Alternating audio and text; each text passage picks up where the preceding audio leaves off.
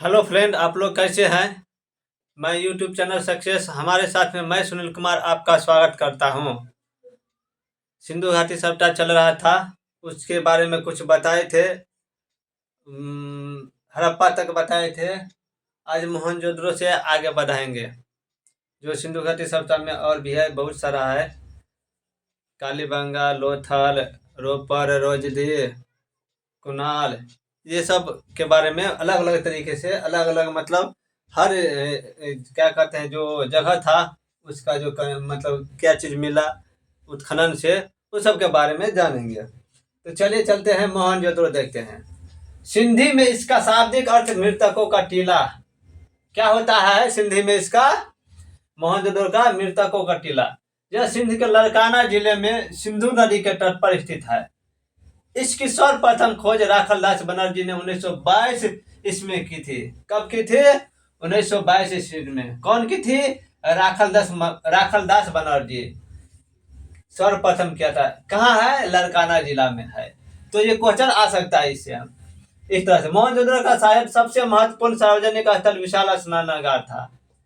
अब ये भी पूछेगा तो विशाल स्नान कहाँ से मिला? इस जिसका जलाशय दुर्ग के टीले में है। यह 11.88 लंबा, 7.01 मीटर चौड़ा और 2.43 मीटर गहरा है। लगभग 12 × 7 × 3 मतलब लंबाई चौड़ाई गहराई हो गया, इतना है। यह विशाल स्नानागार धर्मानुष्ठान समझ स्नान के लिए था।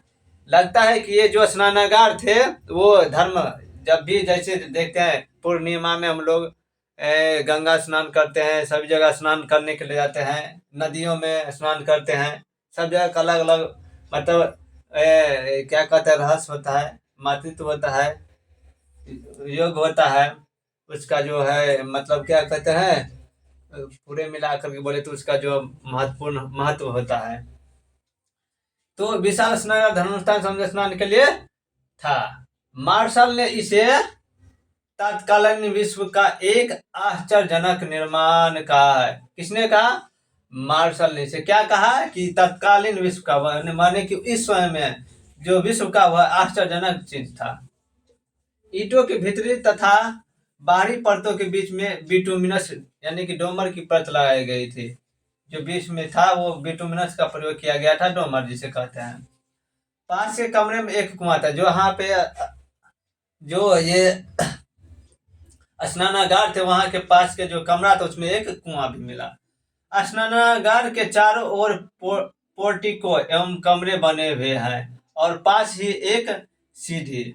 अब देखिए जो स्नानागार थे वो उसका जो था सीढ़ी बना हुआ था दोनों तरफ, उत्तर से दक्षिण की ओर था और उसके जो चारों तरफ है वो रूम बना हुआ था। शायद इसलिए कि यदि महिला उसमें स्नान करेंगे तो कपड़ा कहाँ चेंज करेंगे?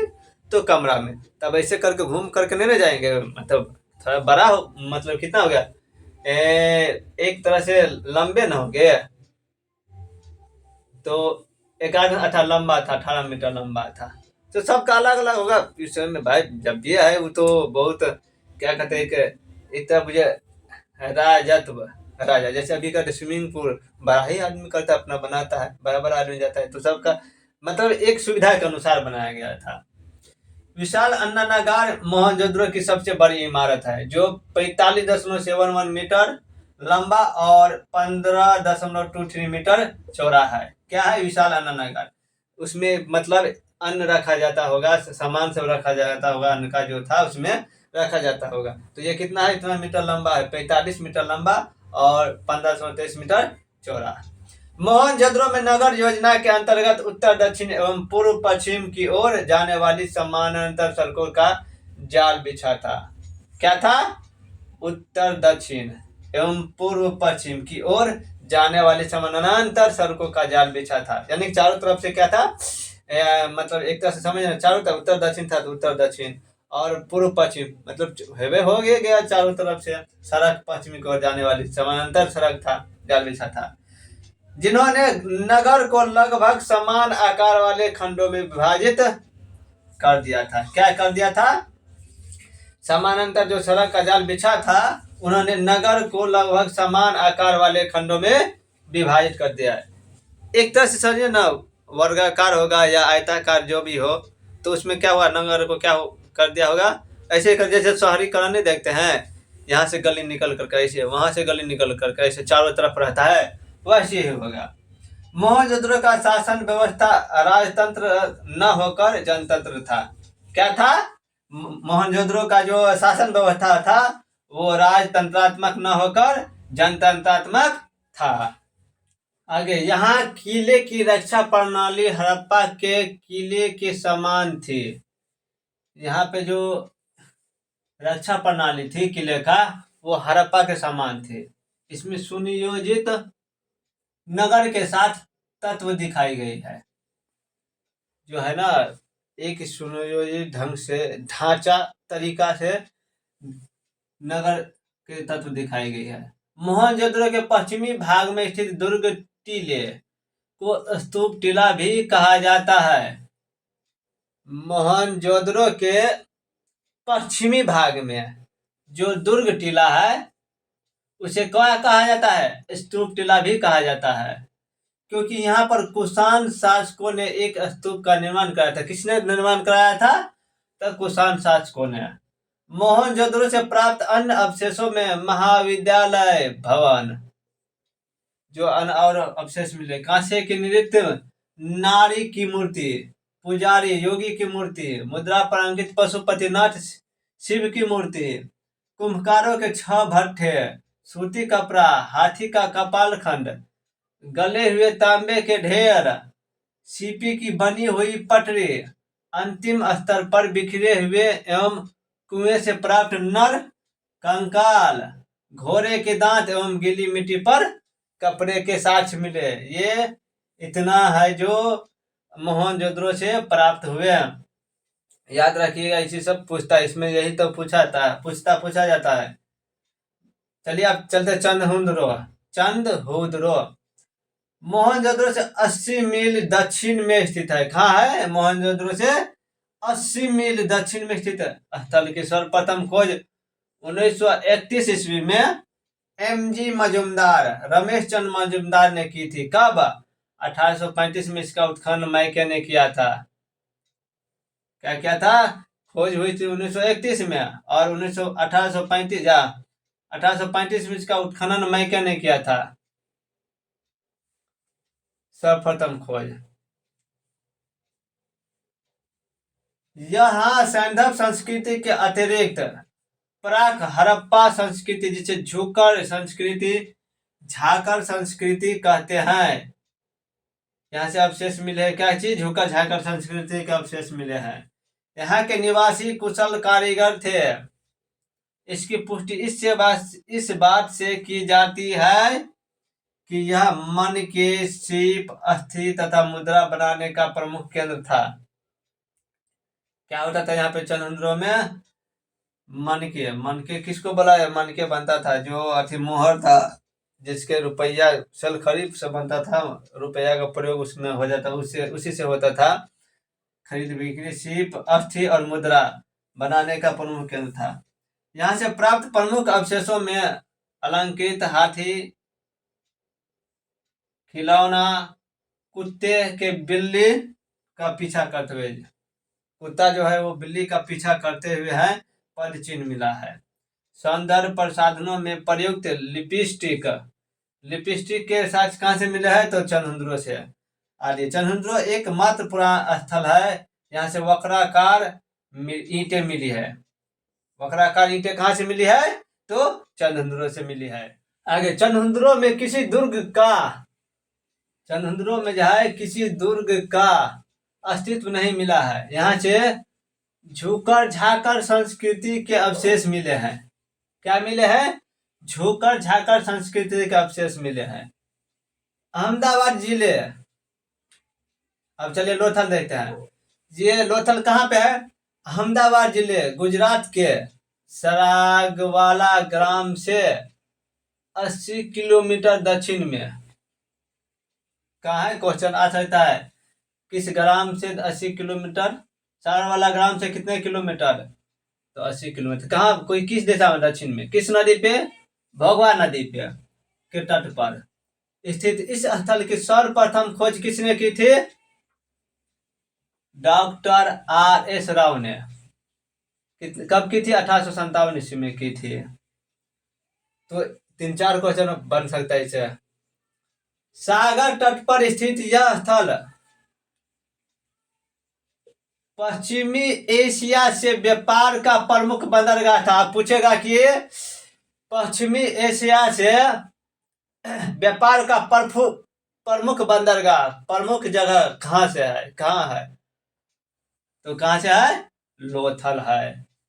एशिया, पश्चिमी एशिया से बंदर क्यों बंदरगाह कहाँ स्थित है ये भी पूछ सकता है। किस ऑप्शन भी दे सकता है, तो लोथल मार सकते हैं यदि लोथल रहे तो। लोथल से मिले एक मकान का दरवाजा गली की ओर न खुलकर सड़क की ओर खुलता था। देखिए, अब देखा गया कि अधिकतर गली की ओर दरवाजा खुलता था, लेकिन यहाँ पे एक दरवाजा देखा कि जैसे अभी हम लोग रोड की तरफ दरवाजा, मेन गेट बनाते हैं ना दरवाजा आने के लिए जाने के लिए, तो वहां भी क्या था? गली की ओर न खुलकर सड़क की ओर, क्या था? सड़क की ओर खुलता था। उत्खननों से लोथल की जो नगर योजना और अन्य भौतिक वस्तुएं प्रकाश में आई है, उनसे पता चलता है कि लोथल एक लघु हड़प्पा और मोहनजोदड़ो नगर गतिविधियों का केंद्र था। लोथल क्या था? एक लघु हड़प्पा, मतलब एक बहुत बड़ा केंद्र था गतिविधियों का लोथल का। हड़प्पा और मोहनजोदड़ो नगर गतिविधियों का एक केंद्र था मेन, क्योंकि व्यापार वहां से होता है। जैसे देखिए, बिहार में राजधानी पटना है, पटना से ज्यादातर आन बान ऐसे मुजफ्फरपुर, भागलपुर, दरभंगा सभी जगह गतिविधि होते हैं, व्यापार की गतिविधि है। लेकिन मेन सेंट्रल का होता है, राजधानी है तो पटना। सब कुछ कहाँ होता है? सब कुछ पटना है, यहाँ से सब कुछ का संचालन होता है। वैसे ही लोथल क्या था? विकसित जगह था, वहां से व्यापार वाणिज्य होता था। दक्षिण एशिया से खुलकर व्यापार होती थी, वहां से बंदरगाह बनाया गया था। जैसे अभी गुजरात में भी है, गुजरात में तो गुजरात में भी बंदरगाह है, वहां से भी व्यापार होता है, आता जाता है सामान डॉकयार्ड। लोथल में गढ़ी और नगर दोनों रक्षा प्राचीर से क्या था? घिरे हैं। यहाँ के नगर उत्तर में एक बाजार था। क्या था? नगर के उत्तर में क्या था? एक बाजार था, और दक्षिण में क्या था? औद्योगिक केंद्र था। देखिए, जैसे यहाँ पे पटना में लीजिए, पटना से पटना सिटी में चल जाए तो वहाँ पे औद्योगिक केंद्र है, वहाँ पे मतलब कंपनी उपनी सब है, छोटा मोटा जो भी हो वहाँ पे है। फिर इधर देखिए पूरा मुख्यमंत्री आवास सब है, इधर सब कुछ है, मतलब व्यापार का, मतलब एक तरह से समझिए बाजार, समझिए बाजार है वहाँ पे, लोग खुदरा खरीदते हैं, इस तरह से समझ लीजिए। तो अरे बाजार थे यहाँ के बाजार में शंख का कार्य करने वाले दस्तकारों और ताम्र कर्मियों के कारखाने थे। अब देखिए वहां पे तो जो औद्योगिक क्षेत्र था उसमें दस्तकार थे, जो शंख, बाजार में शंख का कार्य करते थे। और दक्षिण में औद्योगिक क्षेत्र था, वहां पे उसको क्या था? दस्तकार थे, जो शंख का कार्य करते थे, और ताम्र कर्मियों का वो कारखाने थे। दोनों के तांबा के सामान बनाते होंगे और क्या जो भी है, इसलिए इसे ब्रॉन्ज काल में ताम्रपाषाण युग भी कहा जाता है। लोथल की सबसे प्रमुख उपलब्धि जहाजों की गोदी, डॉक यार्ड, यहीं से मिला है। जहाजों की गोदी वाला का साइज, इस क्वेश्चन बहुत बार आ चुका है, तो याद रखिएगा क्या है? डॉक यार्ड सबसे महत्वपूर्ण है। यह लोथल के पूर्वी खंड में पक्की ईंटों का एक तालाब जैसा घेरा था। क्या था? पक्की ईंटों का एक तालाब जैसा घेरा था। लोथल में पाई गई एक गोदी, डॉक यार्ड, एक अत्यंत महत्वपूर्ण संरचना था, मतलब बहुत यूनिक तरीका से बनाया गया संरचना था, महत्वपूर्ण तरीके से। इस विशाल संरचना की लंबाई देखिए, इसकी लंबाई 223 मीटर था, चौड़ाई 33 मीटर था, गहराई 8 मीटर था। यदि पूछे ये तो याद रखिएगा। और इसमें पानी भरने के लिए पूर्वी दीवार में एक सारणी नहर, अब कैसे डोल लेकर के उतना बड़ा में पानी भरेगा? डोल लेके बांध लेके, उसमें पंप सेट था नहीं, तो क्या था? नहर के थ्रू, जो 1229 मीटर चौड़ी थी, बनी है, उससे भरता था।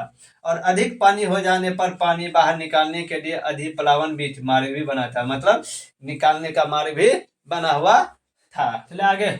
लोथल हड़प्पा की सभ्यता का प्रमुख व्यापार केंद्र था। बोले थे ना, कि लोथल जो था वो हड़प्पा सभ्यता के जो सबसे बड़ा व्यापार केंद्र था वहाँ पे। जो डॉकयार्ड बनाया था जहाज रुकने के लिए, वहाँ से बंदरगाह बनाया गया था। वहाँ से जो है जो दक्षिण एशिया से उसका व्यापार, वहाँ से व्यापार होता था, लेन देन होता था। यहाँ से प्राप्त प्रमुख अवशेष थे, जो प्रमुख थे बंदरगाह, धान का चावल, धान या चावल की भूसी जो के चावल, बाजरे का साक्ष, फारस की मुहर, घोड़े की लघु मृण मूर्ति, 3 युगल समाधियाँ। मतलब युगल समाधियाँ कहाँ से मिला है? लोथल से भी मिला है। यहाँ की सर्वाधिक प्रसिद्ध उपलब्धि हड़प्पा कालीन बंदरगाह के अतिरिक्त क्या है? तो मृद भांड उपकरण जो मिले सो मोहरे मिले है, वाट माप तथा पाषाण उपकरण जो मिला है, पाषाण उपकरण भी मिला है। पाषाण उपकरण, पाषाण कल पढ़े ना, तो वही पाषाण उपकरण भी मिला यहाँ से। अब चलिए कालीबंगा चलते हैं। राजस्थान के गंगानगर जिले में कालीबंगा है। इस प्राक हड़प्पा पुरास्थल की खोज किसने की थी? एक घोष ने की थी 1953 ईस्वी में। कालीबंगा में प्राक सैंधव संस्कृति की सबसे महत्वपूर्ण उपलब्धि क्या है? जुता हुआ खेत मिला था कालीबंगा से। जुता हुआ खेत का साक्ष्य मिला है, जोता हुआ, पड़ती नहीं। कालीबंगा में किले बंद, पश्चिमी टीले के 2 पृथक पृथक परंतु परस्पर संबंध खंड थे। क्या थे? कालीबंगा में किले बंद पश्चिमी टीले के 2 पृथक अलग अलग थे, परंतु वो एक दूसरे से संबंध थे, जुड़े हुए थे, खंड में थे। संभवतः यह जनसंख्या के विशिष्ट वर्ग के निवास के लिए था, जो मतलब जहाँ वहाँ पे जो जनसंख्या ज्यादा था, तो इसके कारण बनाया गया था, जोड़ जोड़ करके कि ज्यादा से ज्यादा आदमी वहाँ पे निवास कर सके। और दूसरा, ऊंचे ऊंचे चबूतरों के लिए जिसके शिखर पर हवन कुंडों के अस्तित्व का साक्ष्य मिलता है। क्या मिलता है? हवन कुंड। इसका मतलब पूजा पाठ भी वहां पे होता था जब हवन कुंड मिला है तो। इस स्थल के पश्चिमी कब्रिस्तान, अब वहां के जो पश्चिमी जो स्थल है वहां पे कब्रिस्तान मिला है। कालीबंगा के पूर्वी टीले की योजना से मिलती जुलती है। कालीबंगा के पूर्वी टीले की योजना जो है मिलती जुलती है, परंतु इन दोनों में अंतर यह है कि कालीबंगा के घर कच्ची ईंटों के बने हैं थे, इसके विपरीत थे मोहनजोदड़ो के घर अधिकांश पक्की के। मतलब कालीबंगा के कच्चे के और मोहनजोदड़ो के पक्की ईंटों के बने थे। कालीबंगा में कोई स्पष्ट घरेलू या शहरी जल निकासी प्रणाली नहीं थी। कहाँ पे? कालीबंगा में क्या था? कोई भी जो शहरी जल निकासी प्रणाली थी वह नहीं थे।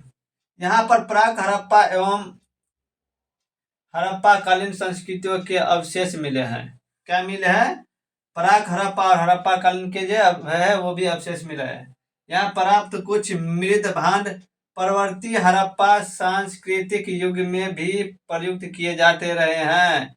यहाँ किए गए उत्खननों से हड़प्पा कालीन संस्कृति क्या है? वहाँ जो उत्खनन हुआ तो हड़प्पा कालीन जो संस्कृति युग के 5 स्तर का पता चला है। यहाँ पर जो उत्खनन हुआ था तो वहाँ पे जो हड़प्पा कालीन जो थे युग, यहाँ वहाँ पे 5 युग, अरे साल 5 युग के स्तर प्राप्त हुए। मतलब 5 गो युग वहाँ पे बीता। उसके युग का मतलब जानते हैं ना, युग युग होता है, इसीलिए 5 स्तरों का पता चला है। चलिए आगे देखते हैं। सेलखड़ी की मुहरे एवं मिट्टी की छोटी मुहरे। देखिए वहाँ जो मिला है, मुहरे जो बनती थी वो सेलखड़ी की और मिट्टी की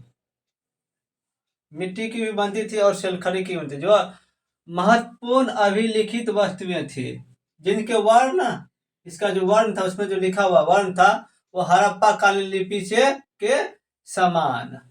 यहाँ से प्राप्त अवशेष प्रमुख थे। ये बेलनाकार मुहरे मिला। क्या मिला? बेलनाकार मुहरे, हल के निशान, जो जुते हुए हल के साक्ष्य मिले थे। ईंटों से निर्मित चबूतरे, क्या है? ईंटों से निर्मित चबूतरे। हवन कुंड या अग्नि कुंड जो कहिए। अन्नागार मिले। अलंकृत ईंटों का प्रयोग, वहां पे अलंकृत मतलब चित्र, वहां पे कोई भी चीज चित्र उत्र या जो चीज का भी अलंकृत उस पर कुछ लिखा हुआ रहता था। अलंकृत ईंटों का प्रयोग। घरों के निर्माण में कच्ची ईंटों का प्रयोग। अब देखिए, जो था वहां पे हड़प्पा में था पक्की ईंटों के, यहाँ पे कच्ची ईंटों का प्रयोग। यहाँ से भी युगल या प्रतीकात्मक समाधियां मिली है। कालीबंगा में अंत्येष्टि संस्कार जो थे ना, वो 3 प्रकार से होते थे। पूर्ण समाधिकरण होते थे, आंशिक समाधिकरण होते थे, और दाह संस्कार। ये 3 प्रकार के समाधि वहां पे किए जाते थे। चलिए अब बनवाली देखते हैं। हरियाणा के हिसार जिले में स्थित यह पुरास्थल की खोज R.S. विष्ट ने की थी 1973 ईस्वी में। कहाँ पे है ये बनवाली? हरियाणा में है। किसने की थी? R.S. विष्ट ने की थी। कब की थी? 1973 ईस्वी में की थी। यहाँ यहाँ कालीबंगा की तरह 2 सांस्कृतिक अवस्थाओं में क्या मिले? हड़प्पा, प्राक हड़प्पा यानी कि पूर्व हड़प्पा, हड़प्पा पूर्व और हड़प्पा कालीन दर्शन होते हैं, मतलब दर्शन मिले हैं। बनवाली में जल निकासी का प्रमाण, जो सिंधु सभ्यता की सबसे महत्वपूर्ण विशेषता की यहाँ पे अभाव था, नहीं था। सिंधु सभ्यता, हड़प्पा सभ्यता वो नगरीय सभ्यता के लिए विख्यात था। नगर में जानबे करते हैं क्या चीज होता है, हर कुछ होता है, लेकिन ये यहाँ पे नहीं था। बनवाली में नहीं था, अभाव था। बनवाली से प्राप्त भौतिक अवशेष काफी समृद्ध। यहाँ के सिंधु कालीन मिट्टी के उत्कृष्ट बर्तन, सेलखड़ी की अनेक मोहरे, सिंधु सभ्यता कालीन विशिष्ट लिपि से युक्त मिट्टी, पकाई गई कुछ मोहरे मिली है। देखिए, जब भी क्वेश्चन आए, या तो मोहरे सेलखड़ी से बने, रुपया पैसा वही इसी से लेन देन होता, सेलखड़ी से जो बनता था। तो आप लोग मतलब कंफ्यूज मत हो दिएगा, घुमा फिरा करके वैसे ही पूछा जाता है। उस पर लिपि युक्त रहता था, मतलब कुछ लिखा हुआ था रहता था। यहाँ से प्राप्त कुछ अवशेष मुहर प्रमुख थे, अवशेष प्रमुख थे। क्या क्या मिले थे यहाँ से? हल्के आकृति, वो खिलौने के रूप में मिला था। तिल मिले थे, सरसों के ढेर मिले थे, अच्छे किस्म के जौ मिले थे, सड़क मिले थे, नालियों के अवशेष, मन के मातृ देवी की लघु मृण मूर्तियां, तांबे के वनाग्र, मनुष्यों और पशुओं की मूर्तियां, चट के फलक, सेलखड़ी एवं पकाई मिट्टी की मुहरे आदि, ये एक साथ दे दिए हैं। तो याद रखिएगा, इतना चीज वहां से मिले थे। यहाँ से कोई भी क्वेश्चन पूछे, यही सब पूछबे करता है, इतना ही पूछ से ज्यादा नहीं पूछता है। आप लोगों को इतना ही इम्पोर्टेंट है। तो इतना कुछ मिला है बनवाली से। आगे सुरकोटदा, देखिए सुरकोटदा कहाँ पे है? गुजरात के कच्छ जिले में स्थित इस स्थल की सर्वप्रथम खोज जगपति जोशी, किसने की थी? जगपति जोशी ने इसकी खोज की थी 1964 ईस्वी में। यह स्थल सैंधव संस्कृति के पतन का काल को दृष्टिगत करता है। क्या करता है? सैंधव संस्कृति के पतन के काल को दृष्टिगत करता है। आगे बताएंगे कि कैसे इसका पतन हुआ था। अभी बहुत बाकी है इसमें, आपको धौलावीरा आगे है, अन्य नगर है, इसके बाद आर्थिक व्यवस्था, राजनीतिक व्यवस्था, धार्मिक व्यवस्था बाकी है। तो दृष्टिगत करता है। सुरकोटा एक महत्वपूर्ण प्राचीन युक्त कालीन महत्वपूर्ण सिंधु कालीन महत्वपूर्ण बस्ती है। क्या है? सुरकोटा एक सिंधु कालीन महत्वपूर्ण बस्ती है। इस स्थल के अंतिम स्तर पर घोड़े की अस्थियां क्या मिली? घोड़े की अस्थियां मिली, जो किसी भी अन्य हड़प्पा कालीन स्तर से प्राप्त नहीं होती है। ये महत्वपूर्ण है क्या यहाँ पे? तो घोड़े की अस्थियां जो और जगह पे नहीं मिली है। सेलखड़ी मिली है, मोहरे मिली है, नालिया मिली है, लेकिन क्या है? अस्थियां कहीं नहीं मिली है। यहाँ के अवशेषों में प्रमुख घोड़े की अस्थियां, एक विशेष प्रकार की कब्रगाह भी मिली है। एक विशेष या अन्य प्रकार के होंगे। रंगपुर, यह स्थल अहमदाबाद जिले में स्थित है। क्रमानुसार इसकी खोज 1931 ईस्वी में एम वट्स की थी, और 1953 ईस्वी में SR राव ने की। दोनों अलग अलग, मतलब 2 बार इसकी खुदाई हुई है। सैंधव संस्कृति के उत्तरावस्था के दर्शन होते हैं। उल्लेखनीय है कि यहाँ से प्राप्त अवशेष न कोई मुद्रा और न ही मातृ देवी की मूर्तियां प्राप्त है। यहाँ से न कोई मुद्रा प्राप्त हुआ, रुपया पैसा, और न ही मातृ देवी की मूर्ति यहाँ से प्राप्त हुआ है। यहाँ से धान की भूसी के ढेर मिले हैं, कच्ची ईंटों के दुर्ग मिले हैं, नालियां मिली है, मृदभान मिली है, पत्थर के फलक मिले हैं आदि। आगे कोट दीजिए, इसमें इतना ही है इम्पोर्टेंट। सिंध प्रांत के खैरपुर स्थित में है कोट दीजिए। इस स्थल की सर्वप्रथम खोज की थी धुरिया ने 1953 ईस्वी में की थी। 1955 में फजल अहमद खान ने इसकी नियमित खुदाई कराई थी। आगे से यहाँ प्राक हड़प्पा संस्कृति की अवस्था दृष्टिगोचर होती है। यहाँ पत्थरों का इस्तेमाल होता था। कहाँ पे? कोटडीजी में पत्थरों का भी इस्तेमाल होता था। संभवतः पाषाण युगीन सभ्यता का अंत तथा हड़प्पा सभ्यता का विकास यहाँ से हुआ है। कहाँ से हुआ है? यहाँ से। पाषाण युगीन सभ्यता की अंत, जो पाषाण काल था उसका अंत होगा, और हड़प्पा सभ्यता का विकास यहाँ से होता है कोटडीजी से। यहाँ से प्राप्त मुख्य अवशेष वानाग्र मिले हैं। जो वान का अगला भाग न होता है तीर का, जैसे वो वानाग्र, वान का अगला भाग, अग्रभाग, कांच की चूड़ियां, धातु के उपकरण तथा हथियार मिले हैं। तो आज के लिए इतना ही। दूसरे वीडियो में देखेंगे धौलावीरा, इसके बाद अन्य नगर, राजनीतिक व्यवस्था, धार्मिक व्यवस्था, इसके बाद आर्थिक व्यवस्था, और आगे देखेंगे जो छूटा हुआ पॉइंट है सो। तब तक के लिए आप लोगों को ये वीडियो कैसा लगा तो लाइक कमेंट शेयर कीजिए और सब्सक्राइब कर दीजिए। तब तक के लिए जय हिंद, जय भारत।